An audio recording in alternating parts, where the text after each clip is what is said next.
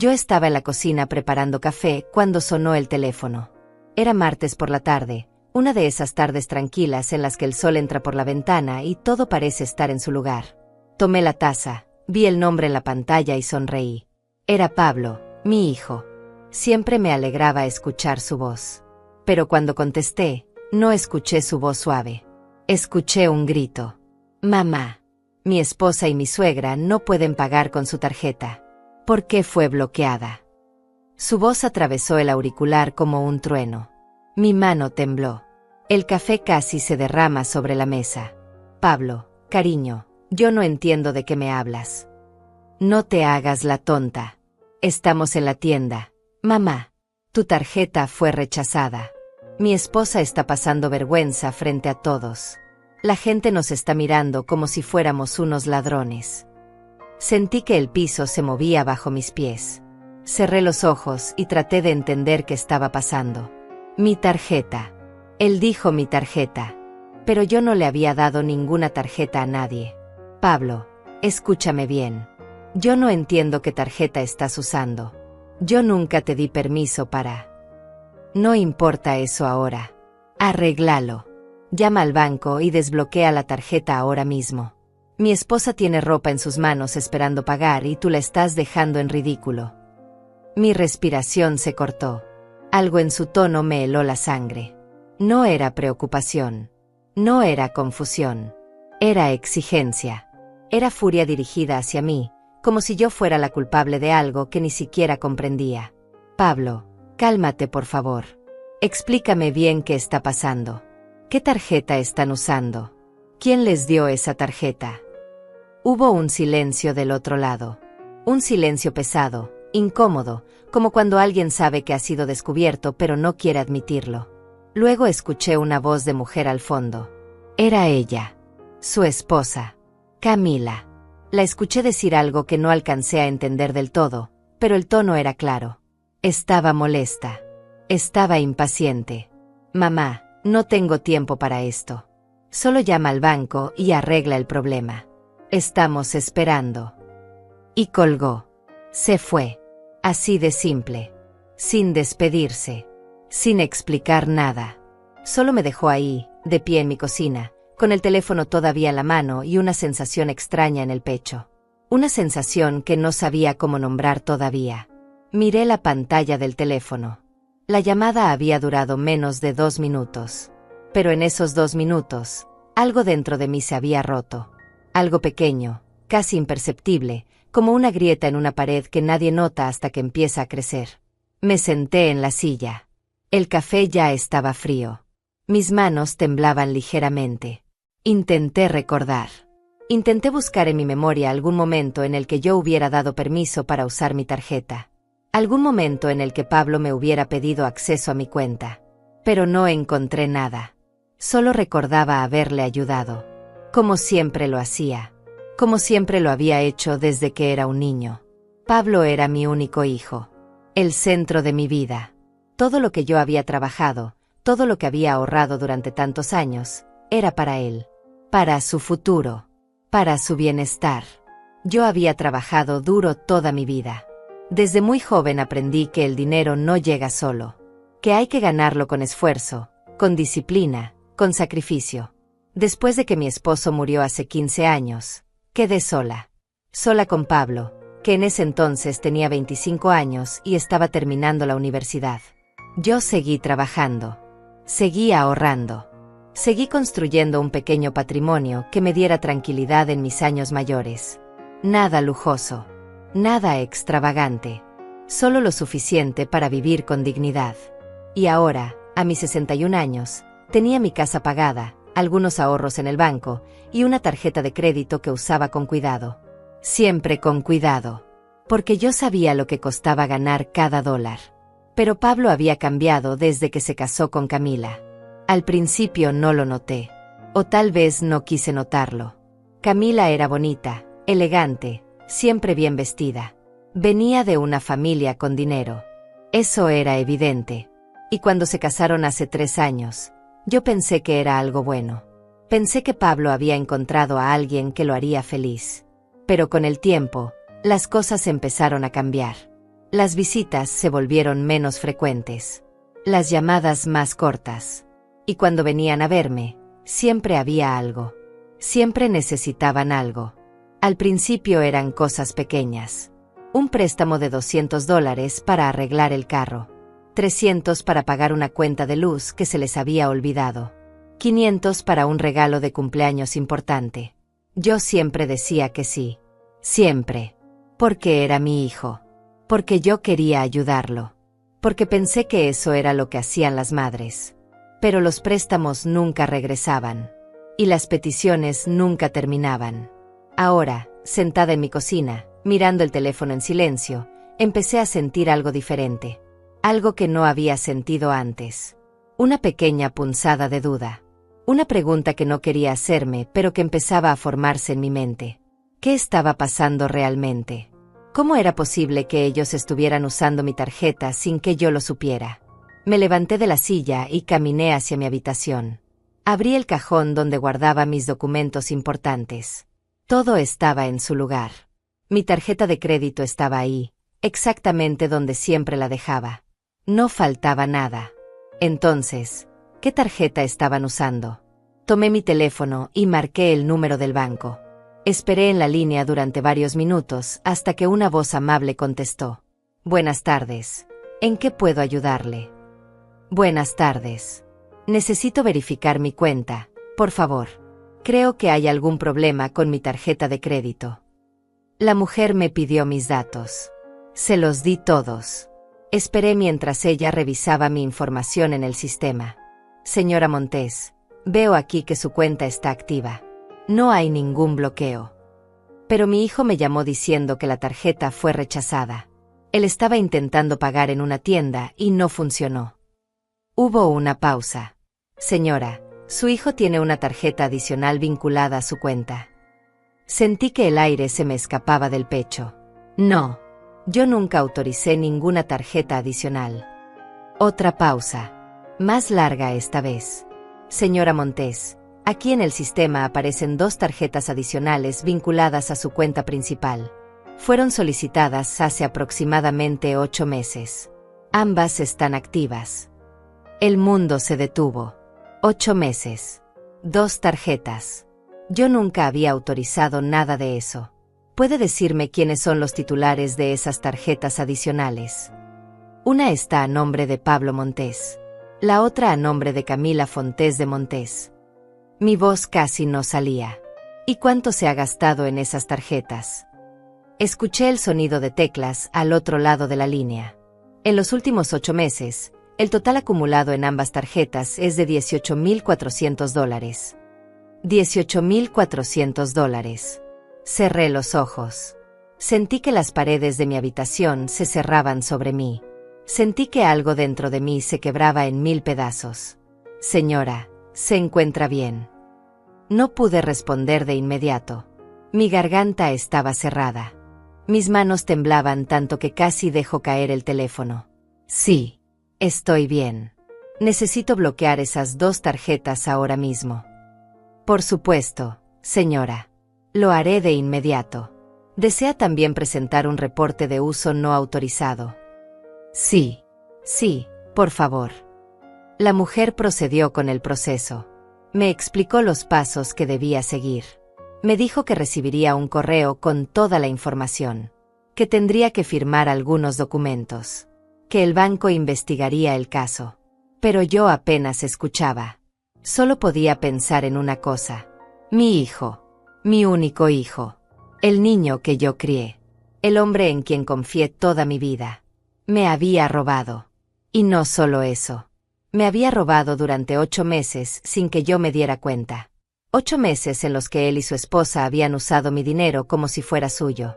Como si yo no existiera. Como si mi esfuerzo no valiera nada. Colgué el teléfono y me quedé sentada en el borde de mi cama. La habitación estaba en silencio. Solo se escuchaba el tic-tac del reloj en la pared. Y en ese silencio, comprendí algo terrible. Esto no era un error. No era un malentendido. Esto era intencional. Y lo peor de todo era que apenas estaba comenzando a descubrir la verdad. Porque lo que yo no sabía en ese momento Lo que todavía no podía imaginar era que esa llamada furiosa de Pablo no era el final de nada. Era solo el comienzo del pesadilla que yo estaba a punto de vivir. Esa noche no pude dormir. Me quedé acostada en la oscuridad, mirando el techo, intentando entender cómo había llegado a este punto. Intentando recordar en qué momento las cosas se habían salido de control sin que yo me diera cuenta. Pablo siempre había sido un buen hijo. O al menos eso era lo que yo había creído durante todos estos años. Cuando era niño, era cariñoso, obediente, responsable. Su padre murió cuando él tenía 25 años, y yo pensé que ese golpe nos uniría más. Pensé que él entendería el valor del sacrificio, el valor del trabajo duro, porque me vio levantarme cada mañana a pesar del dolor, a pesar de la soledad, a pesar de todo. Yo trabajé durante 35 años como secretaria en una oficina de abogados. No era un trabajo glamoroso, pero era honesto. Me pagaban bien. Y yo aprendí a administrar cada centavo que ganaba. Aprendí a ahorrar. Aprendí a planear para el futuro. Cuando mi esposo murió, dejó algunas deudas. No muchas, pero suficientes para que yo tuviera que usar parte de mis ahorros para pagarlas. Luego vinieron los gastos del funeral. Luego los meses difíciles en los que todo parecía costar el doble. Pero yo seguí adelante. Seguí trabajando. Seguí ahorrando. Y poco a poco, reconstruí mi estabilidad. Hace 5 años me jubilé. Para entonces, ya había pagado completamente la casa. Tenía algunos ahorros guardados en el banco. No era una fortuna, pero era suficiente para vivir con tranquilidad. Para no depender de nadie. Para mantener mi dignidad intacta. Pablo terminó la universidad 2 años después de que su padre muriera. Se graduó con honores. Yo estaba tan orgullosa de él. Tan orgullosa. Había sido difícil pagar sus estudios sola, pero lo hice. Cada cuota, cada libro, cada gasto. Lo hice porque era mi hijo. Porque era mi responsabilidad. Porque yo quería que él tuviera un futuro mejor que el mío. Y él lo logró. Consiguió un buen trabajo en una empresa de tecnología. Ganaba bien. Tenía un apartamento pequeño pero cómodo. Era independiente. Yo pensé que había cumplido mi misión como madre. Luego conoció a Camila. Al principio, todo parecía perfecto. Ella era bonita, educada, siempre sonriente cuando venía a visitarme con Pablo. Venía de una familia acomodada. Su padre era dueño de varios negocios. Su madre organizaba eventos sociales para gente importante. Yo me sentí feliz por Pablo.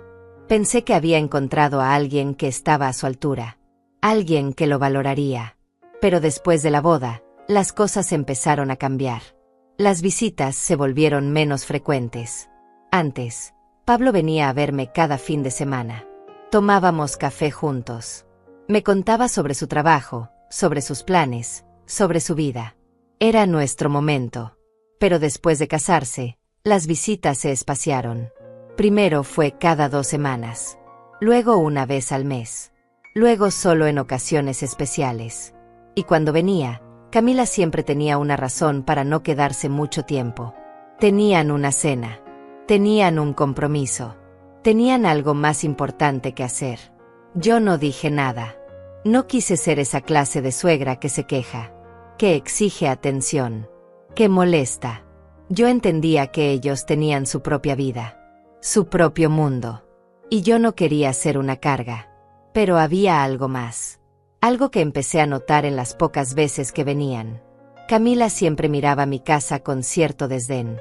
Como si fuera demasiado pequeña, demasiado simple, demasiado vieja. Como si estar ahí fuera un sacrificio para ella. Una vez, hace como 1 año, estábamos sentados en la sala tomando té.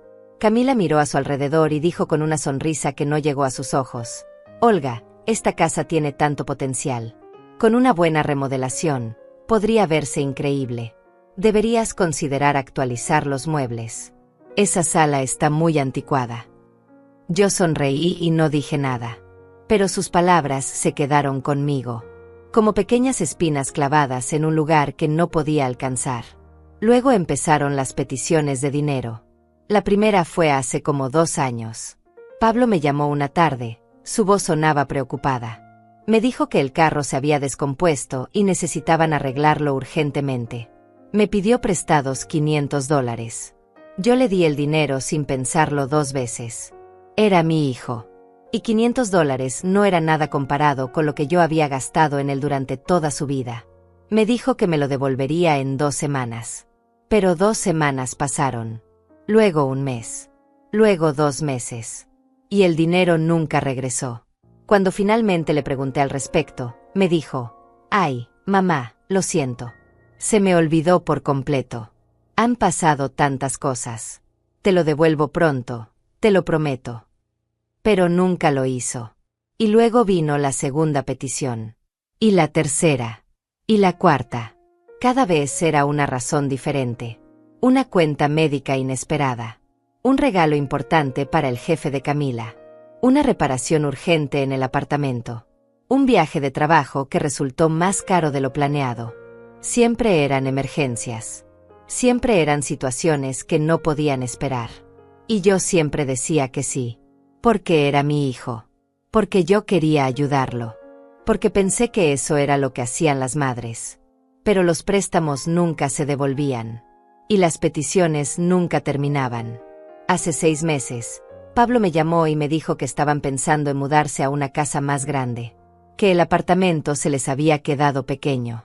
Que querían empezar una familia y necesitaban más espacio. Me emocioné con la idea. La idea de ser abuela. La idea de tener un nieto. Eso llenó mi corazón de esperanza. Pero luego Pablo me dijo que necesitaban ayuda con el enganche de la casa. Que el banco les estaba pidiendo un monto que no tenían completo. Que si yo podía prestarles $10,000, ellos me los devolverían en cuanto vendieran el apartamento. $10,000. Era una cantidad enorme para mí. Era casi la mitad de mis ahorros. Pero Pablo sonaba tan emocionado. Tan esperanzado. Y yo quería verlo feliz. Quería ser parte de su nueva etapa. Así que le di el dinero. Le transferí los $10,000 a su cuenta. Él me agradeció. Me dijo que yo era la mejor madre del mundo. Me dijo que me lo devolvería pronto. Han pasado 6 meses desde entonces. Y no solo no me ha devuelto nada, sino que ahora descubro que él y Camila han estado usando mis tarjetas de crédito sin mi permiso. Me levanté de la cama. Eran las 3 de la mañana. La casa estaba en silencio absoluto. Caminé hacia la cocina y me serví un vaso de agua. Mis manos todavía temblaban ligeramente. No podía dejar de pensar en los números que la mujer del banco me había dicho. $18,400. Sumados a los 10,000 que le presté hace 6 meses, eso significaba que Pablo y Camila me habían quitado $28,400 en menos de 1 año. $28,400 que yo había ganado con mi trabajo. Con mi esfuerzo. Con mis años de sacrificio. ¿Cómo había sucedido esto? ¿Cómo había permitido que llegara tan lejos? Me senté en la mesa de la cocina y abrí mi computadora. Entré a la página del banco. Revisé cada transacción de los últimos meses. Y lo que vi me dejó sin aire. Restaurantes caros. Tiendas de ropa de diseñador. Salones de belleza. Spas. Viajes de fin de semana. Hoteles de lujo. Todo cargado a mi tarjeta. Todo sin mi permiso. Todo mientras yo vivía con cuidado, midiendo cada gasto, tratando de que mis ahorros duraran el resto de mi vida. Había una transacción de $1,200 en una tienda de ropa de mujer. Otra de $800 en un restaurante de mariscos. Otra de $2,000 en un hotel en la playa. Y mientras ellos gastaban mi dinero como si fuera agua, yo estaba aquí, sola, en mi casa sencilla, tomando café que compraba en oferta, usando la misma ropa que tenía desde hacía años. Sentí algo subir por mi garganta. No era solo tristeza. No era solo decepción. Era rabia. Una rabia que no había sentido nunca antes. Una rabia fría, profunda, que me quemaba desde adentro. Cerré la computadora. Respiré hondo. Miré por la ventana hacia la oscuridad de la madrugada. Y en ese momento supe que algo había cambiado dentro de mí. Ya no era la madre ingenua que creía en las promesas de su hijo. Ya no era la mujer que decía que sí a todo sin cuestionar. Algo se había roto. Y no había forma de repararlo. Pero lo que yo todavía no sabía, Lo que todavía no podía imaginar era hasta dónde estaban dispuestos a llegar Pablo y Camila. Porque esto no era solo sobre dinero. Esto era sobre algo mucho más oscuro. Algo mucho más cruel. Y yo estaba a punto de descubrirlo de la peor manera posible. Los días siguientes fueron extraños. Muy extraños. Yo intentaba mantener mi rutina normal, pero algo dentro de mí había cambiado. Cada vez que miraba mi teléfono, esperaba ver el nombre de Pablo en la pantalla. Esperaba una explicación. Una disculpa. Algo. Pero no llegó nada. Él no me llamó. No me escribió. Fue como si esa llamada furiosa desde la tienda nunca hubiera existido. Como si yo no mereciera ni siquiera una explicación después de lo que había descubierto. Yo tampoco lo busqué. Por primera vez en mi vida, decidí esperar. Decidí observar. Decidí quedarme callada y ver qué pasaba. Y lo que pasó fue revelador. 3 días después de bloquear las tarjetas, recibí un mensaje de texto de Camila. No de Pablo. De ella. Olga, necesitamos hablar. Hay un malentendido con las tarjetas. Pablo está muy ocupado en el trabajo. Paso mañana por tu casa para aclarar todo. Nos vemos a las 11. No era una pregunta. No era una solicitud. Era una orden disfrazada de cortesía. Leí el mensaje varias veces. Cada palabra estaba calculada. Cada frase diseñada para ponerme en mi lugar. Para recordarme que yo era solo la suegra. Que ellos eran los que mandaban. No respondí de inmediato. Me quedé mirando el mensaje durante largos minutos. Y luego, finalmente, escribí. Está bien. Te espero. Esa noche preparé café. Limpié la casa aunque ya estaba limpia. Me senté en la sala y esperé. No sabía qué esperar exactamente, pero sabía que iba a ser difícil. A las 11 en punto sonó el timbre. Abrí la puerta y ahí estaba Camila. Vestida como siempre. Impecable. Pantalones blancos, blusa de seda, zapatos caros, bolso de marca. Su cabello perfectamente peinado. Su maquillaje perfecto. Me saludó con una sonrisa que no llegó a sus ojos. Hola, Olga. Gracias por recibirme. Adelante, dije, haciéndome a un lado. Ella entró y se sentó en el sofá sin esperar invitación. Cruzó las piernas. Miró a su alrededor con esa expresión que ya conocía. Esa expresión de superioridad apenas disimulada. Me senté frente a ella. No ofrecí café. No ofrecí nada. Solo esperé. Camila respiró hondo, como si lo que iba a decir requiriera un esfuerzo enorme. Olga, creo que hay una confusión. Pablo me contó que bloqueaste las tarjetas. Eso nos puso en una situación muy incómoda. Muy vergonzosa. Su tono era suave, pero había algo debajo. Algo duro. Algo amenazante. No hubo ninguna confusión, dije, manteniendo mi voz tranquila. Yo nunca autoricé esas tarjetas. Nunca di permiso para que ustedes las usaran. Ella parpadeó. Por un segundo, vi algo cruzar por su rostro. Sorpresa tal vez. O irritación. Bueno, eso no es del todo cierto. Pablo me dijo que tú le diste acceso a tu cuenta hace meses. Que le dijiste que podía usarla cuando lo necesitara. Sentí que algo se endurecía dentro de mí. Eso es mentira. Las palabras salieron más firmes de lo que esperaba. Más fuertes. Camila se inclinó hacia adelante ligeramente, como si estuviera tratando con una niña terca. Olga, quizás no lo recuerdas bien. Últimamente has estado un poco olvidadiza. Pablo me comentó que a veces confundes fechas, que olvidas conversaciones. Es normal a tu edad. No tienes que avergonzarte de eso. Mi corazón empezó a latir más rápido. No por miedo. Por rabia. Yo no he olvidado nada. Jamás di permiso para usar mi tarjeta. Y menos para gastar $18,000 sin consultarme. Ella se quedó callada por un momento. Su sonrisa se había borrado completamente. Ahora su expresión era fría. Calculadora. Mira, Olga, entiendo que estés molesta.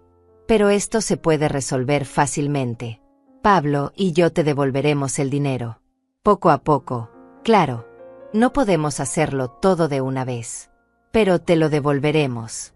Solo necesitamos que reactives las tarjetas mientras tanto. No podía creer lo que estaba escuchando. ¿Quieres que reactive las tarjetas? Después de lo que hicieron. No hicimos nada malo, Olga.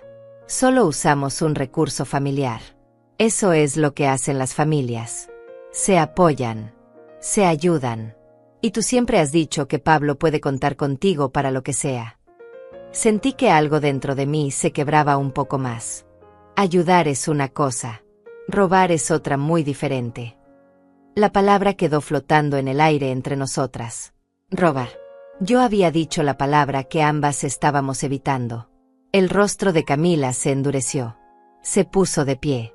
Me miró desde arriba, con una frialdad que me hizo sentir un escalofrío. Ten cuidado con lo que dices, Olga. Pablo es tu hijo. Tu único hijo. ¿Realmente quieres acusarlo de algo así? ¿Quieres destruir tu relación con él por dinero? Esto no es por dinero. Esto es por respeto. Por honestidad. Ella soltó una risa seca. Respeto. Claro. Mira, voy a ser honesta contigo. Pablo y yo necesitamos ese dinero. Tenemos gastos. Tenemos un estilo de vida que mantener. Y tú tienes dinero guardado que no estás usando. Solo está ahí, en el banco, sin hacer nada. ¿No crees que es mejor que lo usemos nosotros? Que lo pongamos a circular. Me quedé sin palabras. Literalmente sin palabras.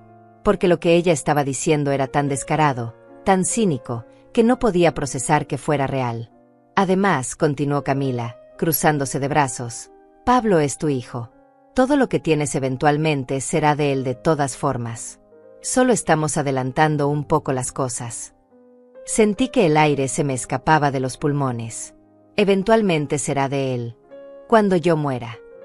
Ella se encogió de hombros. Bueno, sí. Así funcionan las herencias, ¿no? Entonces, ¿cuál es el problema? Solo estamos usando ahora lo que de todas formas será nuestro después. Me puse de pie. Mis piernas temblaban, pero logré mantenerme firme. Quiero que te vayas de mi casa. Ahora. Camila me miró con una mezcla de sorpresa y desprecio. ¿En serio vas a ponerte así? ¿Vas a elegir el dinero sobre tu propia familia? Tú no eres mi familia. Y si Pablo piensa como tú, entonces tal vez él tampoco lo es. Las palabras salieron de mi boca antes de que pudiera detenerlas. Pero en cuanto las dije, supe que eran ciertas. Supe que algo fundamental había cambiado. Camila tomó su bolso. Caminó hacia la puerta. Pero antes de salir, se dio vuelta y me miró con una expresión que nunca olvidaré. Vas a arrepentirte de esto, Olga. Pablo no va a perdonarte por haberme tratado así. Y cuando necesites algo de nosotros, cuando estés sola y enferma y necesites ayuda, no vamos a estar ahí. Recuerda este momento. Y se fue. La puerta se cerró detrás de ella con un golpe seco. Me quedé ahí, de pie en medio de mi sala, sintiendo que las paredes se cerraban sobre mí. Sintiendo que algo terrible acababa de comenzar. Porque Camila no había venido a disculparse. No había venido a aclarar un malentendido. Había venido a intimidarme. A manipularme. A hacerme sentir culpable por defenderme. Y lo peor era que Pablo no había venido conmigo. Él había mandado a su esposa a hacer el trabajo sucio. Él no había tenido el valor de mirarme a los ojos y darme una explicación. Esa noche, cuando revisé mi correo electrónico, encontré algo que me heló la sangre. Era un mensaje del banco. Un mensaje automático informándome sobre una solicitud de préstamo personal a mi nombre. Una solicitud por $25,000. Yo no había solicitado ningún préstamo. Llamé al banco inmediatamente. La misma mujer amable de antes contestó. Le expliqué la situación. Ella revisó el sistema. Señora Montes, efectivamente hay una solicitud en proceso. Fue iniciada esta mañana desde su cuenta en línea. Yo no hice esa solicitud. Entiendo. Voy a marcarla como fraudulenta de inmediato. Y voy a cambiar todas sus contraseñas. También sugiero que venga mañana a la sucursal para revisar toda su información y asegurarnos de que no haya más actividad sospechosa. Sí, iré mañana. Colgué el teléfono. Mis manos temblaban tanto que apenas podía sostenerlo. Ellos no solo habían usado mis tarjetas. Ahora estaban intentando sacar un préstamo a mi nombre. Un préstamo que yo tendría que pagar. Un préstamo que arruinaría mis finanzas por completo. ¿Cómo habían conseguido acceso a mi cuenta en línea? ¿Cómo sabían mis contraseñas? Y entonces lo recordé. Hace como 4 meses, Pablo vino a visitarme. Trajo su computadora portátil. Me dijo que necesitaba hacer un trabajo urgente y que su internet no funcionaba. Yo le di la contraseña de mi Wi-Fi. Estuvimos sentados juntos en la mesa de la cocina mientras él trabajaba.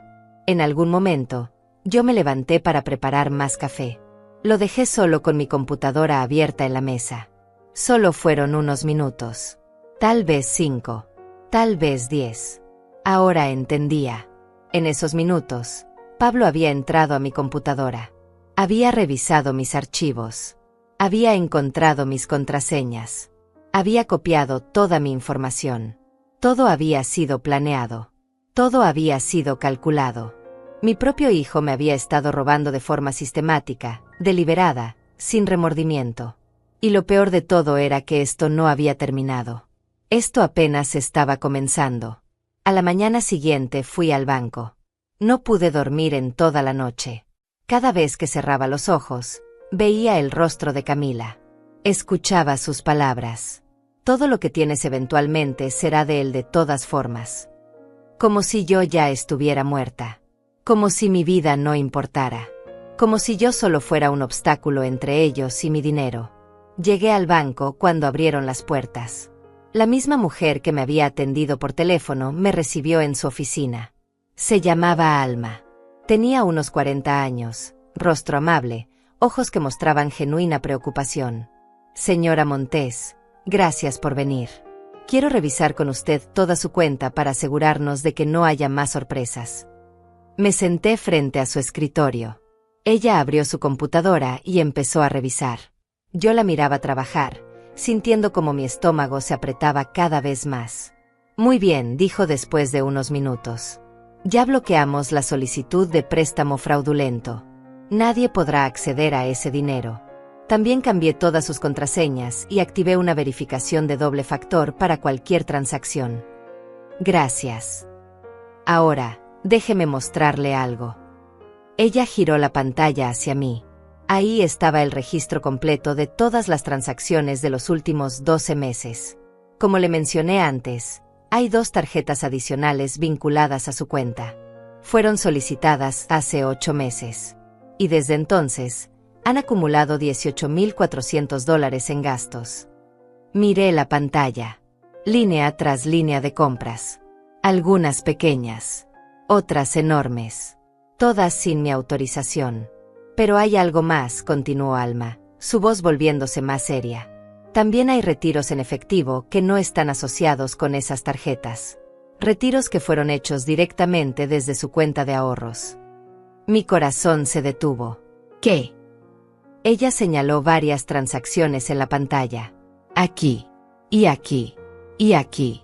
Retiros de $1,000 cada uno. Fueron hechos en diferentes cajeros automáticos durante los últimos 6 meses. Suman aproximadamente $11,000 en total. $11,000 más. Eso significaba que el total no era 28,000. Era casi $40,000. ¿Cómo es posible? Yo nunca hice esos retiros. Alma me miró con tristeza. Señora Montes, para hacer retiros desde su cuenta de ahorros, se necesita su tarjeta de débito y su código PIN. Alguien más tiene acceso a esa información. Pensé. Intenté recordar. Y entonces me vino a la memoria. Hace un año, Pablo me ayudó a activar mi nueva tarjeta de débito. Yo no entendía bien cómo funcionaba el sistema. Él me dijo que tenía que crear un PIN, un código de 4 números. Me sugirió usar algo fácil de recordar. Usa el año de tu nacimiento, mamá. 1964. Los últimos 4 números. 6, 4, 6, 4. Es fácil y no lo olvidarás. Yo había seguido su consejo. Había usado exactamente esos números. Y ahora entendía por qué me había sugerido eso. No era para que yo lo recordara fácilmente. Era para que él pudiera adivinarlo fácilmente. Mi hijo conoce mi PIN, dije en voz baja. Él me ayudó a crearlo. Alma asintió lentamente. No dijo nada, pero su expresión lo decía todo. Ella había visto casos así antes. Sabía exactamente lo que estaba pasando. Señora Montes, voy a cancelar su tarjeta de débito actual y emitir una nueva con un PIN completamente diferente. Le sugiero que use números que nadie más pueda adivinar. Ni fechas de nacimiento, ni aniversarios, nada relacionado con información personal. Sí, por favor. También voy a poner una alerta en su cuenta. Cualquier movimiento inusual me llegará directamente a mí. Y voy a bloquear cualquier intento de solicitar más tarjetas adicionales o préstamos. Me quedé callada. Miraba las cifras en la pantalla. $40,000. $40,000 que me habían robado en menos de un año. Hay algo que necesito preguntarle, dijo Alma suavemente. ¿Usted quiere presentar cargos? Esto es claramente fraude. Robo de identidad. Uso no autorizado de fondos.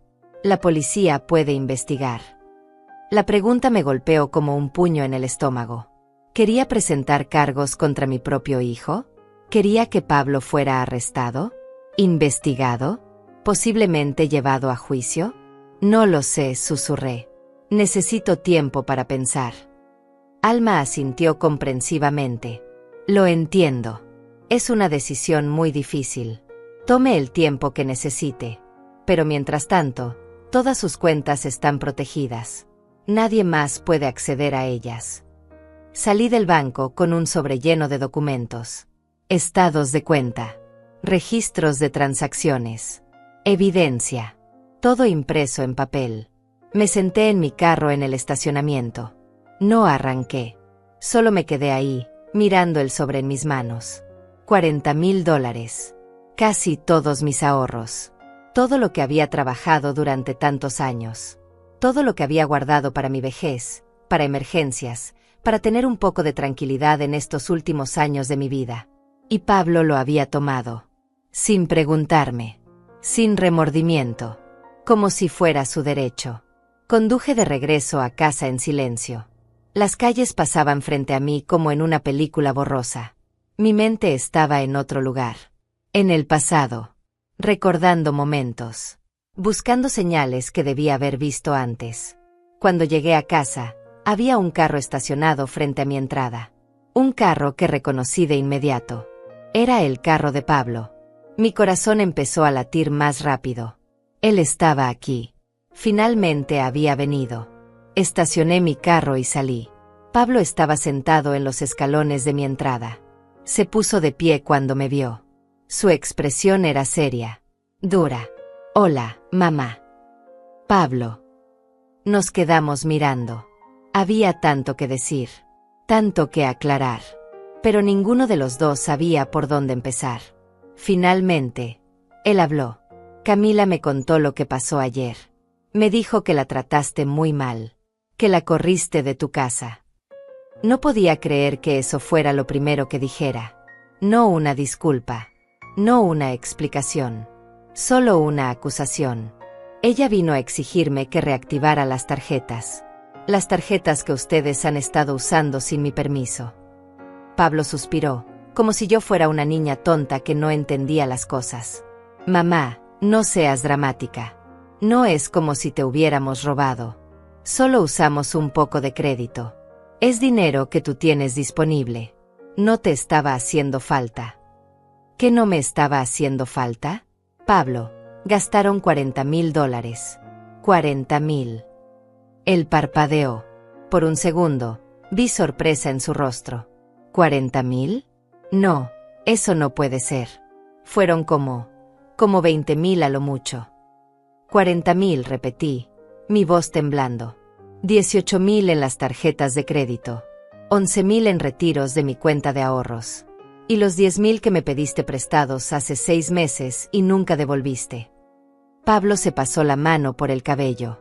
Por un momento, pareció genuinamente incómodo. Pero luego su expresión se endureció de nuevo.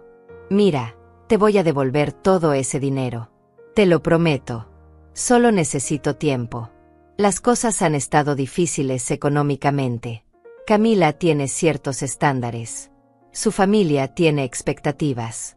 Yo no puedo quedar mal frente a ellos. Y quedar mal frente a tu madre si está bien. No se trata de eso.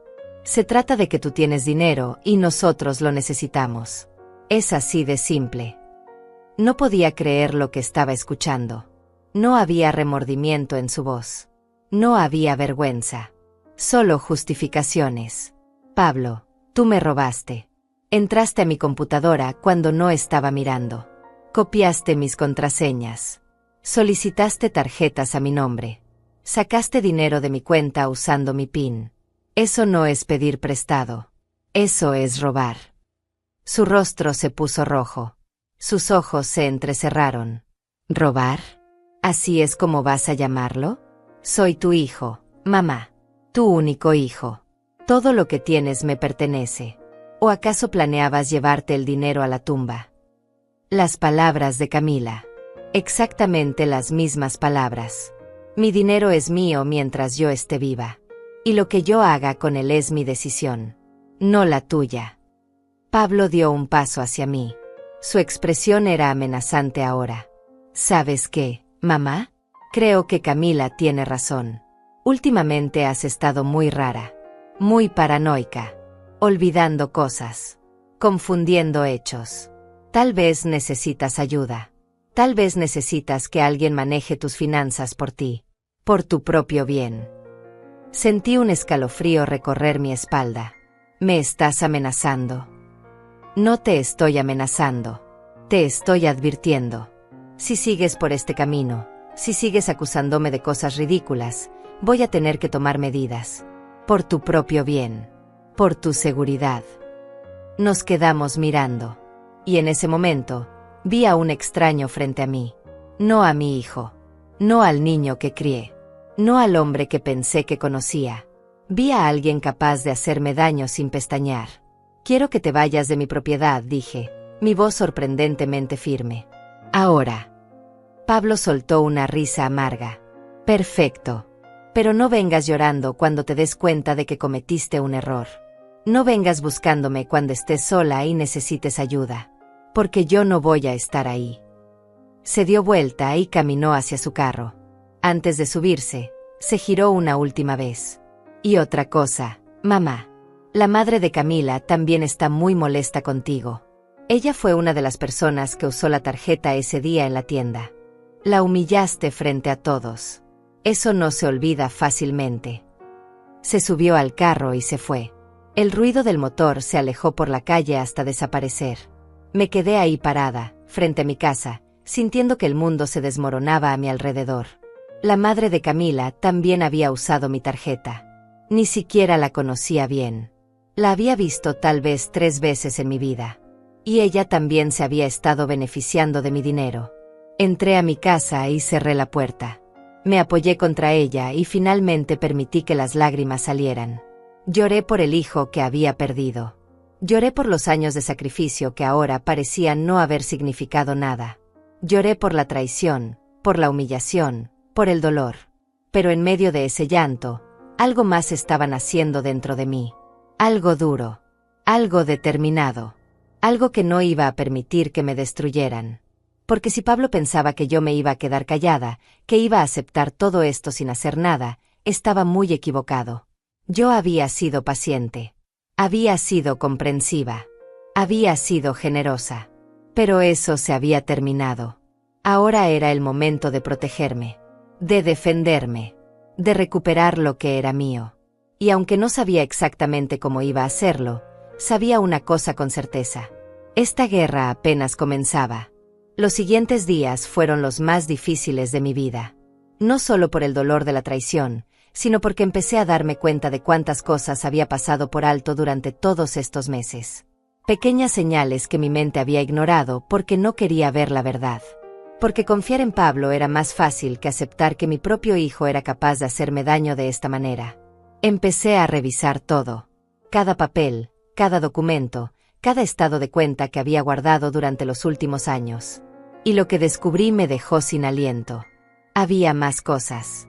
Muchas más cosas que yo no había notado porque estaba demasiado ocupada siendo la madre perfecta, la madre que nunca cuestiona, la madre que siempre confía. Encontré recibos de compras que no recordaba haber hecho. Cargos en mi tarjeta de una tienda de electrónica por $3,200. Una televisión de pantalla grande que nunca llegó a mi casa. Un sistema de sonido que jamás vi. Equipos que supuestamente fueron entregados a mi dirección, pero que claramente terminaron en otro lugar. También encontré documentos que me hicieron sentir un escalofrío en la espalda. Papeles que Pablo me había pedido firmar hace como 6 meses, diciéndome que eran para actualizar la información de mi seguro de vida. Yo confié en él. Firmé sin leer con cuidado. Ahora, mirando esos documentos con atención, me di cuenta de que no eran solo actualizaciones. Eran autorizaciones para que él tuviera acceso a ciertos beneficios en caso de que algo me pasara. Como si estuvieran preparando el terreno para cuando yo ya no estuviera. La idea me aterrorizó. No porque pensara que Pablo fuera capaz de hacerme daño físico, sino porque me di cuenta de que para él, yo ya no era su madre. Era solo un recurso. Una fuente de dinero que él consideraba suya por derecho. Y cuanto antes pudiera acceder a ese dinero completamente, mejor para él. Decidí que necesitaba ayuda. No podía enfrentar esto sola. Pero no sabía en quién confiar. La mayoría de mis amistades eran conocidas superficiales. Gente con la que compartía conversaciones amables en el supermercado o en la iglesia, pero nada más profundo que eso. Yo había dedicado tanto tiempo a mi trabajo y a mi hijo que nunca había cultivado relaciones realmente cercanas. Pero había alguien. Una vecina que vivía 3 casas más abajo. Su nombre era Hortensia. Tenía unos 65 años. Era viuda como yo, y siempre había sido amable conmigo. A veces nos sentábamos juntas en el parque que estaba al final de la calle. Hablábamos de cosas simples. De la vida. De nuestros recuerdos. De lo difícil que era envejecer sola. Una tarde, después de haber pasado horas revisando documentos y sintiéndome cada vez más perdida, decidí caminar hasta su casa. Toqué la puerta con las manos temblorosas. Cuando ella abrió, debió ver algo en mi rostro porque de inmediato su expresión cambió de sorpresa a preocupación. Le conté todo. Desde el principio. Desde la primera llamada de Pablo gritándome por teléfono hasta la última conversación donde me había amenazado veladamente. Le mostré los estados de cuenta, los documentos, las evidencias que había reunido. Y mientras hablaba, sentí que algo dentro de mí se rompía de nuevo, pero de una manera diferente. Como si finalmente estuviera permitiéndome sentir todo el dolor que había estado reprimiendo. Hortensia me escuchó en silencio. No me interrumpió. No me juzgó. Solo me dejó hablar. Y cuando terminé, cuando ya no me quedaban palabras, ella tomó mis manos entre las suyas y me miró directamente a los ojos con una expresión que era mitad compasión, mitad determinación. Me dijo que ella había pasado por algo similar hace muchos años. Su propia hija había intentado manipularla financieramente después de que su esposo murió. No había llegado tan lejos como en mi caso, pero había sido suficiente para que Hortensia aprendiera una lección dolorosa sobre poner límites, incluso con la familia. Me dijo que lo más importante ahora era protegerme legalmente, asegurarme de que Pablo no pudiera seguir accediendo a mi dinero ni tomar decisiones sobre mi vida. Me habló de un abogado que ella conocía, un hombre honesto y directo que se especializaba en casos de abuso financiero contra personas mayores. Esa misma noche, Hortensia me acompañó a hacer algo que nunca pensé que tendría que hacer. Fui a una tienda de electrónica y compré una pequeña grabadora de audio. También compré una cámara de seguridad discreta para instalar en mi casa. Porque algo me decía que esto no había terminado. Algo me decía que Pablo y Camila no se iban a rendir tan fácilmente. Y si volvían, si intentaban manipularme o amenazarme de nuevo, yo necesitaba tener pruebas. Pruebas que no pudiera negar. 2 días después, recibí una llamada. Era un número desconocido. Dudé antes de contestar, pero finalmente lo hice. Era la madre de Camila. Una mujer a la que apenas conocía. Una mujer cuyo nombre completo ni siquiera sabía con certeza. Su voz era dulce al principio, casi maternal, como si estuviera genuinamente preocupada por mí. Me dijo que había escuchado sobre los problemas entre Pablo y yo, que estaba muy triste por la situación, que ella siempre me había tenido mucho aprecio. Habló durante varios minutos con ese tono suave y comprensivo, como si realmente le importara mi bienestar. Pero yo podía sentir que había algo más debajo de esas palabras amables. Algo calculado. Algo falso. Finalmente llegó al punto real de su llamada. Me dijo que creía que todo esto era un malentendido terrible, que los jóvenes a veces no saben comunicarse bien, que yo debería perdonar a Pablo porque él era mi hijo y la familia era lo más importante en la vida. Me sugirió que tal vez yo estaba siendo demasiado dura, demasiado inflexible, que a mi edad debería estar pensando en disfrutar de mi familia en lugar de crear conflictos innecesarios. Y luego, con la misma voz dulce, me dijo algo que me hizo sentir náuseas. Me dijo que ella entendía que a veces las personas mayores se confunden, que la memoria empieza a fallar, que es normal sentirse desorientada. Me sugirió que tal vez yo debería considerar hablar con un médico sobre mi salud mental, que tal vez necesitaba ayuda para manejar mis finanzas porque claramente estaba tomando decisiones que no tenían sentido. Estaba plantando la semilla. Estaba tratando de hacerme dudar de mí misma. De hacerme creer que el problema no era Pablo ni Camila ni ella. El problema era yo. Mi mente. Mi capacidad para pensar claramente. Le agradecí por su llamada con una voz neutral y colgué. Mis manos temblaban. No de miedo. De rabia. Porque ahora entendía completamente lo que estaban haciendo. No era solo robo. Era algo mucho más oscuro. Estaban tratando de hacerme quedar como una anciana senil e incompetente. Estaban construyendo una narrativa en la que yo era la problemática, la que no entendía las cosas, la que necesitaba que alguien más tomara control de su vida. Y si lograban convencer a suficientes personas de esa historia, si lograban que un médico o un juez creyera que yo no era competente para manejar mis propios asuntos, entonces podrían tomar control total de mi dinero, de mi casa, de todo lo que tenía. Y yo no podría hacer nada para detenerlos. Esa noche tomé una decisión. Al día siguiente iría a ver al abogado que Hortensia me había recomendado. Le mostraría todas las pruebas. Le contaría todo lo que había pasado. Y juntos encontraríamos la manera de protegerme legalmente antes de que fuera demasiado tarde. Pero lo que yo no sabía, lo que no podía prever en ese momento, era que Pablo y Camila ya estaban dando su próximo paso. Un paso que cambiaría todo. Un paso que me haría darme cuenta de que esto ya no era solo sobre dinero. Esto se había convertido en una guerra en la que ellos estaban dispuestos a hacer cualquier cosa para ganar. Absolutamente cualquier cosa. El abogado que Hortensia me recomendó se llamaba Vicente Mares. Tenía un pequeño despacho en el centro de la ciudad, en un edificio antiguo pero bien mantenido. Cuando entré a su oficina, me recibió con un apretón de manos firme y una mirada directa que me hizo sentir que finalmente estaba en el lugar correcto. Era un hombre de unos 50 años, cabello gris, expresión seria pero no intimidante. Tenía ese aire de alguien que había visto muchas cosas en su vida profesional y ya nada lo sorprendía. Le mostré todos los documentos que había reunido. Los estados de cuenta del banco con todas las transacciones no autorizadas. Los recibos que había encontrado. Los papeles que Pablo me había hecho firmar. Las capturas de pantalla de mensajes y llamadas. Todo. Vicente revisó cada papel con cuidado, haciendo anotaciones en una libreta, deteniéndose ocasionalmente para hacer preguntas específicas sobre fechas o circunstancias. No emitió juicios. No me hizo sentir estúpida por haber confiado en mi hijo. Simplemente escuchó y documentó todo con profesionalismo. Cuando terminé de explicarle toda la situación, él se recostó en su silla y me miró con una expresión que era mezcla de preocupación y determinación. Me dijo que lo que Pablo y Camila habían hecho constituía varios delitos graves, incluyendo fraude financiero, robo de identidad y apropiación indebida de fondos. Me explicó que yo tenía todas las bases legales para presentar cargos penales y decidía hacerlo, y que además podía iniciar un proceso civil para recuperar el dinero robado. Pero también me advirtió que tomar acciones legales contra mi propio hijo sería un camino difícil, no solo por las implicaciones emocionales, sino porque Pablo y Camila probablemente contraatacarían tratando de cuestionar mi competencia mental.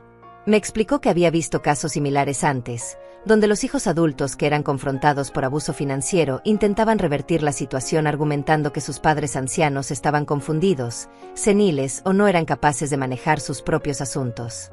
Me dijo que era una táctica común y extremadamente efectiva si no se manejaba correctamente.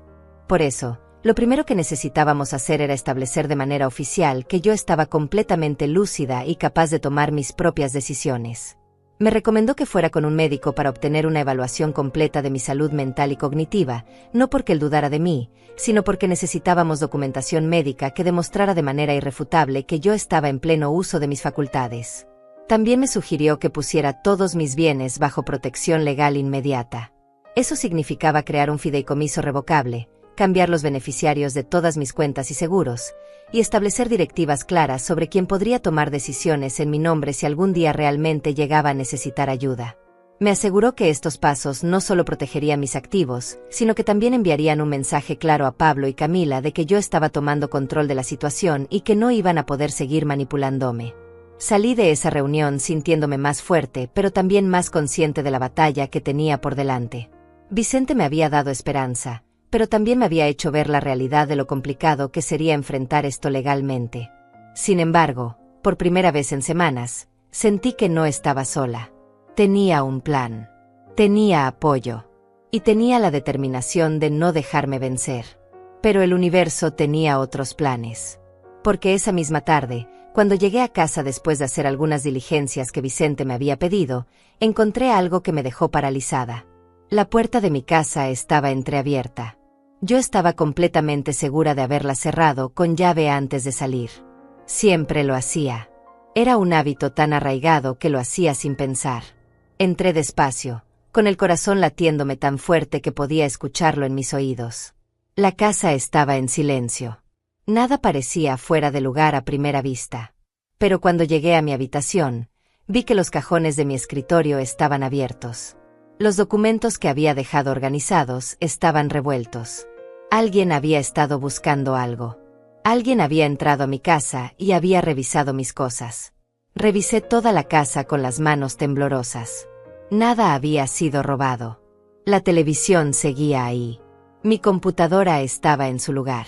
Las joyas que tenía, pocas pero sentimentales, seguían en su caja. Pero los documentos relacionados con el banco, los estados de cuenta que había impreso, algunos de los papeles que pensaba mostrarle a Vicente en nuestra próxima reunión, ya no estaban. Habían desaparecido. Llamé a la policía de inmediato. Vinieron 2 oficiales, tomaron mi declaración, revisaron la casa buscando señales de entrada forzada. No encontraron nada. La puerta no había sido forzada. Las ventanas estaban intactas. Quien había entrado tenía una llave. Y solo había una persona además de mí que tenía llave de mi casa. Pablo. Yo se la había dado años atrás para emergencias, en caso de que algo me pasara y alguien necesitara entrar. Los oficiales me preguntaron si tenía alguna sospecha de quién podría haber entrado. Yo sabía la respuesta. Sabía exactamente quién había sido. Pero cuando abrí la boca para decirlo, las palabras no salieron. Porque decirlo en voz alta a la policía significaba cruzar una línea de la que no habría retorno. Significaba acusar formalmente a mi hijo de allanamiento. Significaba iniciar un proceso legal que terminaría con el potencialmente arrestado. Les dije que no estaba segura, que necesitaba tiempo para pensar. Ellos me aconsejaron cambiar las cerraduras inmediatamente y considerar instalar un sistema de seguridad. Me dejaron un reporte y se fueron. Me quedé sola en mi casa que de repente ya no se sentía segura.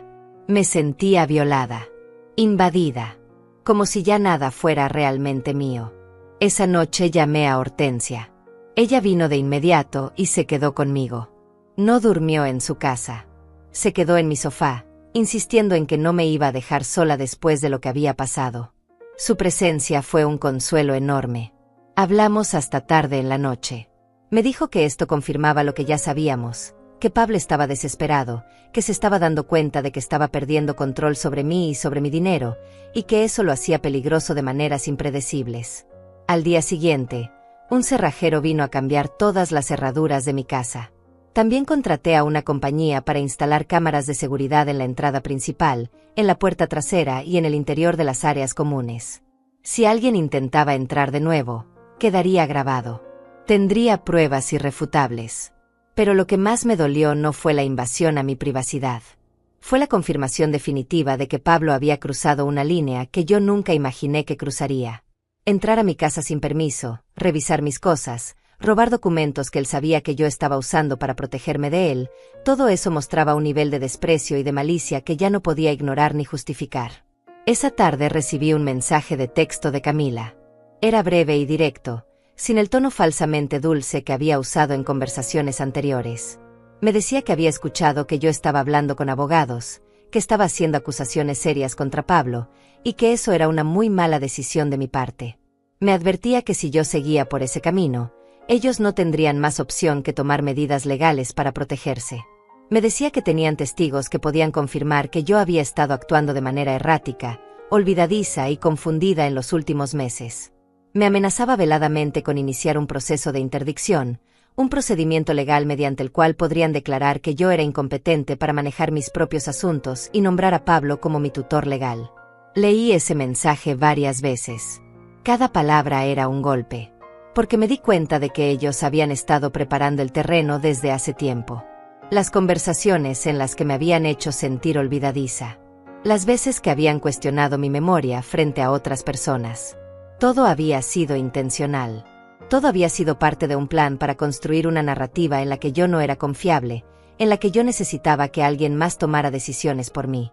Y ese alguien, por supuesto, sería Pablo, quien entonces tendría acceso legal completo a todo mi dinero, a mi casa, a cada aspecto de mi vida. Yo me convertiría en una prisionera en mi propia existencia, dependiendo completamente de la buena voluntad de las mismas personas que me habían robado. Fue en ese momento que tomé la decisión final. No más dudas. No más culpa. No más esperanza de que las cosas pudieran arreglarse de alguna manera mágica. Pablo había elegido su camino. Había elegido el dinero sobre mí. Había elegido a Camila sobre su propia madre. Y ahora estaba dispuesto a destruirme completamente para conseguir lo que quería. Llamé a Vicente y le dije que quería proceder con todo. Cargos penales. Demanda civil. Protección legal completa de todos mis bienes. Todo lo que fuera necesario para detenerlos. Él me dijo que nos veríamos al día siguiente para iniciar el proceso formalmente. Me advirtió una vez más que esto sería difícil, que Pablo probablemente se pondría furioso, que las cosas se pondrían muy feas antes de mejorar. Pero yo ya lo sabía. Ya había aceptado que mi relación con mi hijo, tal como la conocía, había terminado. Lo que vendría ahora no era reconciliación. Era guerra. Y yo estaba lista para pelear. Los días que siguieron fueron una pesadilla de la que no podía despertar. Vicente me había advertido que las cosas se pondrían difíciles, pero nada me había preparado realmente para lo que estaba por venir. Después de que iniciamos formalmente los procedimientos legales, después de que presentamos la demanda civil y los reportes al banco con todas las pruebas del fraude, Pablo y Camila no se quedaron quietos. Todo lo contrario. Lanzaron un contraataque tan calculado y tan cruel que hubo momentos en los que pensé que no iba a poder soportarlo. Comenzó con las llamadas. Llamadas constantes, a todas horas. A veces era Pablo, gritándome por teléfono, acusándome de estar destruyendo a mi propia familia por avaricia, diciéndome que yo era una madre terrible que estaba dispuesta a arruinar la vida de su único hijo por dinero. Otras veces era Camila, con esa voz suave pero venenosa, recordándome que yo estaba sola, que cuando me pusiera vieja y enferma no tendría nadie que me cuidara, que me iba a arrepentir de haber tomado estas decisiones cuando estuviera en un asilo sin visitas de nadie. Pero las llamadas eran solo el principio. Empezaron a llamar a mis vecinos. Literalmente iban de puerta en mi calle, contándoles una versión completamente distorsionada de los hechos. Les decían que yo había cambiado mucho en los últimos meses, que estaba teniendo problemas de memoria, que a veces me confundía y olvidaba conversaciones enteras. Les decían que ellos estaban muy preocupados por mi bienestar, que yo estaba haciendo acusaciones sin sentido contra ellos, que necesitaba ayuda médica pero me negaba a aceptarlo. Al principio no me di cuenta de lo que estaban haciendo. Pero luego empecé a notarlo en la forma en que algunos vecinos me miraban cuando salía a la calle. Esas miradas de lástima mezclada con incomodidad. Esa manera en que algunos evitaban hacer contacto visual conmigo. Una señora que siempre había sido amable conmigo, que vivía justo al lado, de repente empezó a ser distante. Un día la saludé en el supermercado y ella apenas me respondió, como si tuviera miedo de involucrarse en algo problemático. Hortensia fue mi salvación en esos días. Ella conocía a mucha gente en el vecindario y empezó a contraatacar la narrativa que Pablo y Camila estaban construyendo. Les decía a los vecinos la verdad. Les mostraba que yo estaba completamente lúcida y que lo que realmente estaba pasando era un caso de abuso financiero. Algunos le creyeron. Otros prefirieron mantenerse neutrales y no meterse. Pero al menos no todos me miraban como si fuera una anciana senil que había perdido la razón. Luego vino algo peor. Una tarde, mientras estaba en casa revisando algunos documentos con Vicente, sonó el timbre. Era la policía. 2 oficiales diferentes a los que habían venido cuando reporté el allanamiento. Me dijeron que habían recibido una llamada de preocupación por mi bienestar. Alguien había reportado que yo estaba viviendo en condiciones insalubres, que no estaba cuidando de mí misma adecuadamente, que parecía desorientada y confundida cuando salía de mi casa. Les mostré mi casa. Estaba impecable como siempre. Les presenté a Vicente, quien confirmó que yo estaba en pleno uso de mis facultades y que estaba siendo víctima de una campaña de difamación por parte de familiares que querían acceder a mi dinero. Los oficiales fueron profesionales y comprensivos. Tomaron nota de todo. Pero el hecho de que alguien hubiera hecho ese reporte, probablemente Pablo o Camila, me dejó temblando de rabia e impotencia. Vicente me explicó que esto era exactamente lo que él había anticipado. Pablo y Camila estaban construyendo un registro, una serie de incidentes reportados que podrían usar más adelante para argumentar que yo necesitaba un tutor legal. Cada llamada a la policía, cada conversación con vecinos, cada pequeña semilla de duda que plantaban sobre mi competencia mental, todo formaba parte de una estrategia más grande. Estaban jugando el juego largo, preparando el terreno para intentar quitarme mi autonomía legalmente. Pero Vicente también me dijo que nosotros teníamos ventajas. Teníamos documentación médica reciente que confirmaba que yo estaba completamente sana mentalmente. Teníamos las evaluaciones cognitivas que me habían hecho y que mostraban que mi memoria y capacidades de razonamiento estaban perfectamente bien para mi edad. Teníamos las cámaras de seguridad instaladas en mi casa que podían demostrar que yo vivía de manera normal y organizada. Y sobre todo, teníamos todas las pruebas del fraude financiero que Pablo y Camila habían cometido. El banco también estaba cooperando completamente con nuestra investigación. Alma, la empleada que me había atendido desde el principio, había sido increíblemente diligente documentando todo. Tenía registros de cada transacción sospechosa, copias de las solicitudes de tarjetas adicionales que mostraban cómo Pablo había falsificado mi firma, y hasta grabaciones de llamadas telefónicas al servicio al cliente donde él se había hecho pasar por mí para obtener información de mi cuenta. Vicente presentó toda esta información al fiscal del distrito. Le explicó que este no era un simple conflicto familiar, sino un caso claro de fraude financiero y abuso contra una persona mayor. Le mostró las pruebas, los montos involucrados, la naturaleza sistemática del robo. El fiscal se interesó en el caso. Me dijo que estos crímenes contra adultos mayores estaban aumentando y que querían mandar un mensaje claro de que no serían tolerados. Pero mientras el proceso legal avanzaba lentamente, la guerra psicológica continuaba intensificándose. Pablo y Camila empezaron a aparecer en lugares donde yo estaba. No era coincidencia. Si yo iba al supermercado, de repente ellos estaban ahí. Si yo salía a caminar al parque, los veía pasar en su carro, mirándome. Era intimidación pura. Era su manera de recordarme que me estaban vigilando, que no podía relajarme ni por un momento. Una mañana encontré que alguien había pinchado 2 de las llantas de mi carro. No había pruebas de quién lo había hecho, pero yo sabía. Las cámaras de seguridad no cubrían el área donde estaba estacionado. Había sido intencional. Llamé a la policía de nuevo, hice otro reporte, pero sin evidencia directa no podían hacer mucho. Hortensia sugirió que tal vez debería quedarme con ella por unos días, que mi casa ya no se sentía segura. Pero yo me negué. Si me iba, si les mostraba que tenía miedo, habrían ganado una pequeña victoria. Y yo no estaba dispuesta a darles esa satisfacción. Esta era mi casa. La había comprado con mi trabajo. La había mantenido durante años. Y no iba a dejar que me sacaran de ella. Instalé más cámaras. Cambié las cerraduras por unas aún más seguras. Empecé a llevar un diario detallado de cada incidente, cada llamada amenazante, cada vez que veía a Pablo o Camila cerca de mi casa. Vicente me había dicho que documentar todo era crucial, que cada pieza de evidencia podría ser importante más adelante. Y luego pasó algo que cambió todo de nuevo. Una tarde, mientras estaba en casa, recibí una visita inesperada. Era una trabajadora social del Departamento de Servicios para Adultos Mayores. Me dijo que habían recibido múltiples reportes de preocupación sobre mi bienestar y que estaban obligados a hacer una evaluación en persona.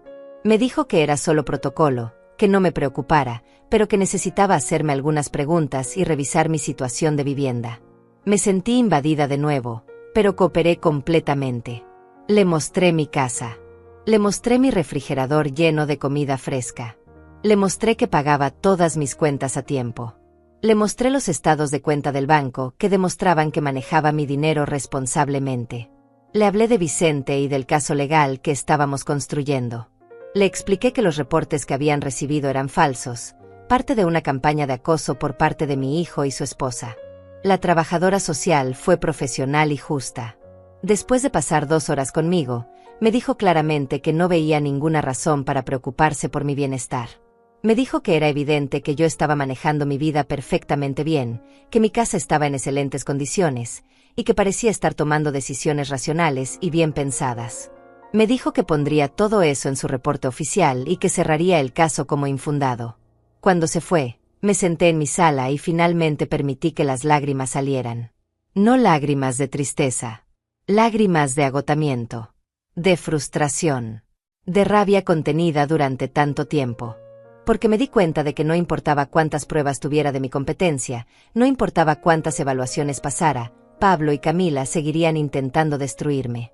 Seguirían buscando maneras de hacerme daño, de hacerme quedar mal, de quitarme todo lo que tenía. Pero también me di cuenta de otra cosa. Ellos estaban desesperados.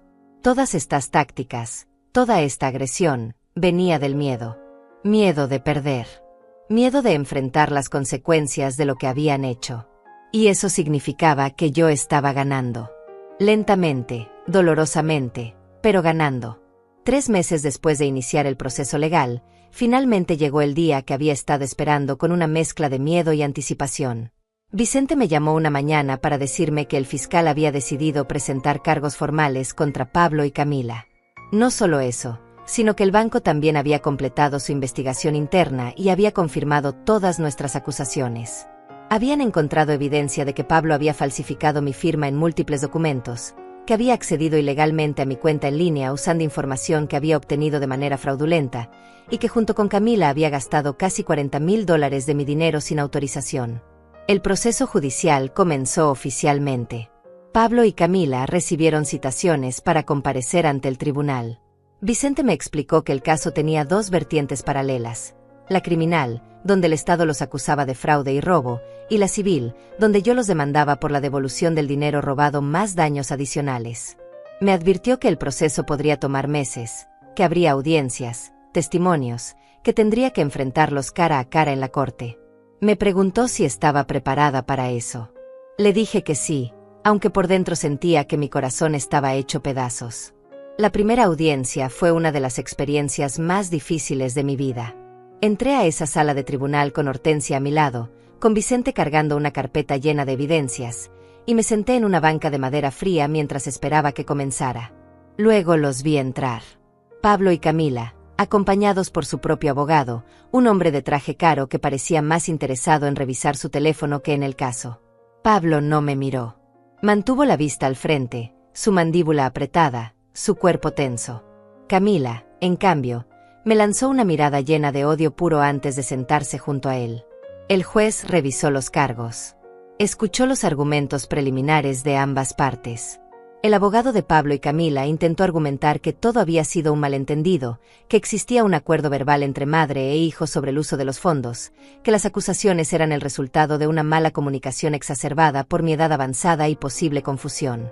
Vicente respondió con calma y precisión, presentando los estados de cuenta bancarios, las evaluaciones médicas que confirmaban mi competencia mental, las grabaciones de llamadas al banco donde Pablo se había hecho pasar por mí, y el testimonio de Alma, la empleada bancaria que había documentado todo meticulosamente. El juez escuchó atentamente. Hizo preguntas específicas. Pidió ver evidencia adicional. Y al final de esa primera audiencia, su expresión era clara. No le había gustado nada lo que había escuchado del lado de Pablo y Camila. Programó una fecha para la audiencia completa donde se presentarían todos los testimonios y evidencias, y les advirtió a ambas partes que tomaran el caso muy en serio. Salí de esa audiencia sintiéndome extrañamente vacía. No había satisfacción. No había triunfo. Solo el dolor sordo de saber que las cosas habían llegado tan lejos, que mi relación con mi hijo había llegado a este punto donde nos enfrentábamos en un tribunal como enemigos. Las semanas siguientes fueron un torbellino de preparación.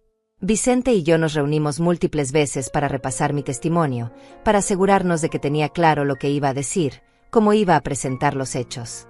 Me advirtió que el abogado de Pablo intentaría atacar mi credibilidad, que probablemente intentaría hacerme parecer confundida o vengativa. Me dijo que lo importante era mantenerme calmada, responder solo lo que me preguntaran, y confiar en que la evidencia hablaría por sí misma. Cuando finalmente llegó el día del juicio completo, la sala estaba más llena de lo que esperaba. Había periodistas.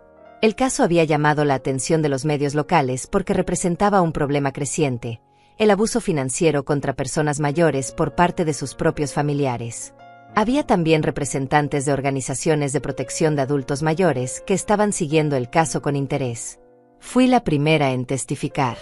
Subí al estrado con las piernas temblorosas, pero la mente clara. Vicente me hizo preguntas sobre mi relación con Pablo, sobre cómo había comenzado todo, sobre los préstamos que nunca fueron devueltos, sobre el descubrimiento de las tarjetas no autorizadas, sobre los retiros de efectivo que yo nunca había hecho. Respondí cada pregunta con la verdad simple y directa. No exageré. No dramaticé. Solo conté los hechos tal como habían sucedido. Luego fue el turno del abogado de Pablo de interrogarme. Como Vicente había anticipado, intentó hacerme parecer confundida. Me preguntó sobre fechas específicas de conversaciones que supuestamente habíamos tenido años atrás. Me preguntó si no era posible que yo hubiera olvidado haber dado permiso verbal para usar mi tarjeta. Me preguntó si no era cierto que a veces olvidaba cosas, que confundía detalles. Respondí con calma que mi memoria estaba perfectamente bien, que tenía evaluaciones médicas recientes que lo confirmaban, y que nunca, en ningún momento, había dado permiso para que gastaran mi dinero de esa manera. Después de mí, testificó Alma del banco. Ella fue impecable. Trajo consigo todos los registros, todas las llamadas grabadas, toda la documentación que mostraba exactamente cómo Pablo y Camila habían accedido a mi cuenta. Explicó al juez con claridad técnica pero comprensible cómo habían falsificado solicitudes, cómo habían usado información personal mía que solo podían haber obtenido de manera fraudulenta, cómo los patrones de gasto eran claramente inconsistentes con mi historial financiero. También testificó el médico que me había evaluado, confirmando que yo no mostraba ningún signo de demencia, deterioro cognitivo o problemas de memoria. Explicó que había realizado pruebas exhaustivas y que mi función mental era completamente normal para mi edad. Luego fue el turno de Pablo y Camila de testificar. Pablo subió al estrado y bajo juramento contó una versión de los hechos que era casi irreconocible. Dijo que yo le había dado permiso verbal para usar mi tarjeta cuando lo necesitara, que siempre habíamos tenido un acuerdo de que mi dinero estaba disponible para él porque era mi único hijo, que yo le había dicho repetidamente que no me importaba que gastara porque eventualmente todo sería suyo de todas formas. Dijo que las acusaciones habían surgido porque yo estaba enojada con él por haberse casado con Camila, que yo nunca había aceptado a su esposa, que esto era una venganza disfrazada de preocupación por dinero. Vicente lo destrozó en el contrainterrogatorio. Le mostró los estados de cuenta con transacciones específicas y le preguntó si yo había autorizado cada una. Pablo titubeó, se contradijo, intentó justificar gastos que claramente eran para beneficio personal de ellos. Vicente le preguntó directamente si alguna vez me había pedido permiso para solicitar tarjetas adicionales a mi nombre. Pablo dijo que sí, pero no pudo proporcionar ninguna prueba de esa conversación. Vicente le preguntó por qué entonces había intentado ocultar esas tarjetas de mí, por qué nunca me había mostrado los estados de cuenta, por qué se había enojado tanto cuando las bloqueé si supuestamente todo era legítimo. Camila testificó después, y su actuación fue igualmente poco convincente. Intentó parecer la nuera preocupada que solo quería lo mejor para su suegra, pero sus contradicciones eran obvias. No podía explicar por qué ella y su madre habían usado mis tarjetas sin preguntarme, por qué habían gastado miles de dólares en artículos de lujo mientras me decían que yo era egoísta por cuestionar los gastos. El juez escuchó todos los testimonios. Revisó toda la evidencia. Y cuando finalmente llegó el momento de su decisión, su expresión era de disgusto apenas contenido. Dijo que en sus años en el tribunal había visto muchos casos de abuso familiar, pero que pocos eran tan claros, tan documentados y tan deliberados como este. Dijo que la evidencia mostraba sin lugar a dudas que Pablo Montés y Camila Fontés habían cometido fraude financiero contra Olga Montés de manera sistemática y premeditada. Los declaró culpables de todos los cargos. Les ordenó devolver inmediatamente los $40,000 robados, más intereses y daños adicionales que totalizaban otros 15,000. Les impuso penas de libertad condicional, servicio comunitario, y les prohibió tener cualquier acceso a cuentas bancarias o información financiera mía por el resto de mi vida. También ordenó que se registrara una orden de restricción que les impedía acercarse a mí o contactarme sin mi consentimiento expreso. Cuando el juez pronunció su veredicto, vi el rostro de Pablo descomponerse. Camila empezó a llorar, pero no eran lágrimas de remordimiento. Eran lágrimas de rabia, de humillación de haber sido expuesta públicamente. Su abogado intentó argumentar algo más, pero el juez lo silenció con un gesto de mano. La decisión era final. Salí de esa sala de tribunal sintiendo algo que no había sentido en meses. No era felicidad. No era satisfacción plena. Era algo más profundo. Era la sensación de que finalmente la verdad había sido reconocida. De que finalmente alguien con autoridad había visto lo que me habían hecho y había dicho que no era aceptable, que no estaba bien, que habría consecuencias. Han pasado 6 meses desde aquel día en el tribunal. 6 meses desde que el juez pronunció su veredicto y cambió todo. 6 meses en los que he tenido que aprender a vivir de nuevo, a reconstruir mi vida desde los escombros que quedaron después de esa batalla que nunca imaginé que tendría que pelear. Pablo y Camila cumplieron con la orden judicial. Devolvieron el dinero en cuotas mensuales, cada pago supervisado por el tribunal y depositado directamente en una nueva cuenta bancaria que abrí en una institución diferente. Vicente se aseguró de que cada detalle estuviera protegido legalmente, de que no hubiera manera de que pudieran acceder nuevamente a mis finanzas. El proceso fue largo y doloroso. Cada pago era un recordatorio de lo que había perdido, no solo en dinero sino en la relación con mi hijo. Al principio, después del juicio, pensé que tal vez habría algún tipo de acercamiento. Tal vez Pablo vendría a pedirme perdón. Tal vez se daría cuenta de la magnitud de lo que había hecho y querría reparar aunque fuera un poco el daño. Pero eso nunca sucedió. Lo que recibí en cambio fueron mensajes a través de su abogado, fríos y formales, notificándome de cada pago realizado. Nada personal. Nada que mostrara siquiera un atisbo de remordimiento o de reconocimiento de que lo que habían hecho estaba mal. Durante las primeras semanas después del juicio, me permití llorar. Lloré por el hijo que había perdido, o más bien, por el hijo que nunca realmente tuve. Porque me di cuenta de que el Pablo que yo creía conocer, el niño cariñoso que había criado, probablemente nunca había existido realmente, o si existió, se había transformado en alguien irreconocible en algún momento del camino. Lloré por todos los años que dediqué a construir una relación que resultó ser unilateral. Lloré por la ingenuidad que me había permitido ser engañada durante tanto tiempo. Pero después de permitirme ese duelo, decidí que no iba a dejar que esto me definiera. No iba a pasar el resto de mi vida como una víctima amargada. Había luchado demasiado duro para recuperar mi dignidad como para desperdiciarla en resentimiento. Así que empecé a hacer cambios. Cambios reales en mi vida. Contraté a un asesor financiero recomendado por Vicente. Alguien de confianza que me ayudó a reorganizar mis finanzas de manera más segura. Invertí parte del dinero recuperado de forma que me generara ingresos pasivos. Actualicé mi testamento, estableciendo un fideicomiso que aseguraba que mis bienes fueran a organizaciones benéficas que ayudaban a víctimas de abuso familiar y financiero. Si algo me pasaba, mi dinero serviría para ayudar a otras personas en situaciones similares a la que yo había vivido. Pablo nunca vería un centavo más de mí, ni en vida ni después de mi muerte. También empecé a salir más. Hortensia se convirtió en más que una vecina, se convirtió en mi mejor amiga. Juntas empezamos a asistir a un grupo de apoyo para personas mayores que habían experimentado abuso por parte de familiares. Al principio pensé que sería demasiado doloroso, que escuchar las historias de otras personas solo me haría sentir peor. Pero resultó ser todo lo contrario. Encontré consuelo en saber que no estaba sola, que otras personas habían pasado por situaciones similares o incluso peores. Algunas habían perdido todo su patrimonio. Otras habían sido físicamente maltratadas, además de financieramente explotadas. Y sin embargo, ahí estaban, sobreviviendo, reconstruyendo, apoyándose mutuamente. En ese grupo conocí a un hombre llamado Severino. Tenía 72 años, era viudo, y tenía una historia similar a la mía. Sus propios hijos lo habían estafado, dejándolo casi en la ruina. Pero él había peleado legalmente, había recuperado parte de su dinero, y ahora dedicaba su tiempo a ayudar a otros en situaciones parecidas. Nos hicimos amigos. Empezamos a tomar café juntos después de las reuniones del grupo. Hablábamos de nuestras experiencias, pero también de otras cosas. De la vida. De nuestros sueños. De las cosas que todavía queríamos hacer a pesar de todo lo que habíamos perdido. No voy a decir que me enamoré de Severino, porque a mi edad ya no creo en esos términos tan dramáticos. Pero sí encontré en él una compañía valiosa, alguien que entendía mi dolor sin que tuviera que explicarlo, alguien que me hacía reír de nuevo después de tanto tiempo de sentir que la risa se había ido para siempre de mi vida. Empezamos a pasar más tiempo juntos. Íbamos al cine. Caminábamos por el parque. Visitábamos museos.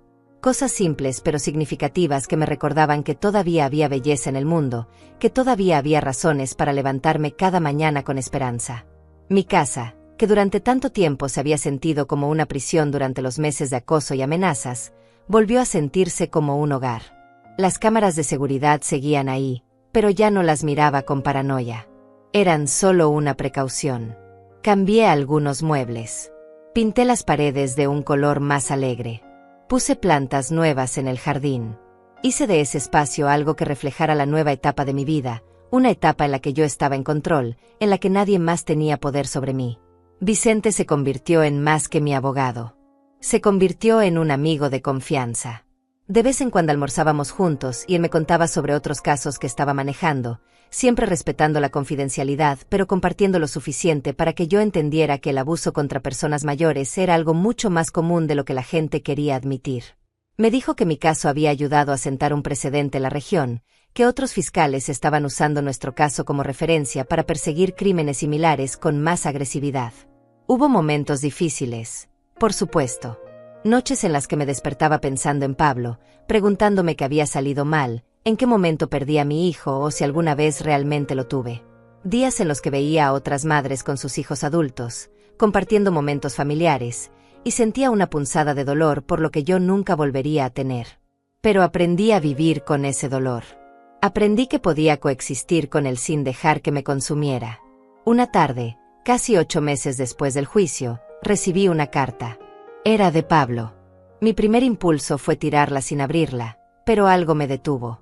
La abrí con manos temblorosas y leí lo que había escrito. Era breve.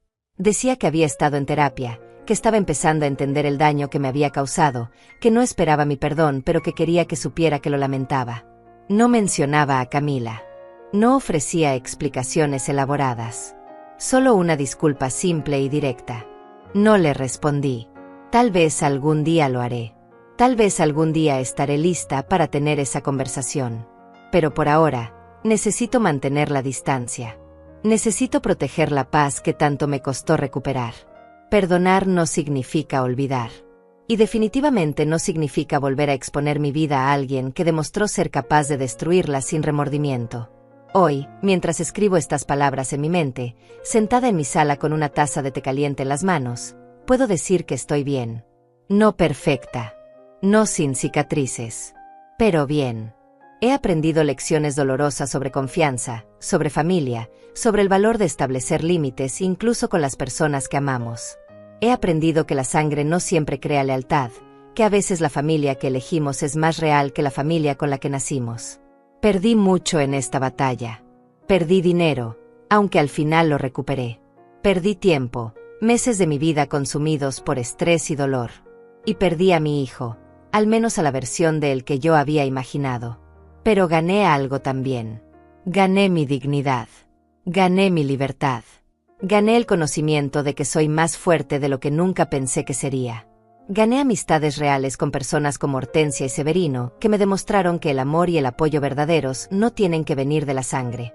Y gané algo más importante todavía. Gané la certeza de que hice lo correcto.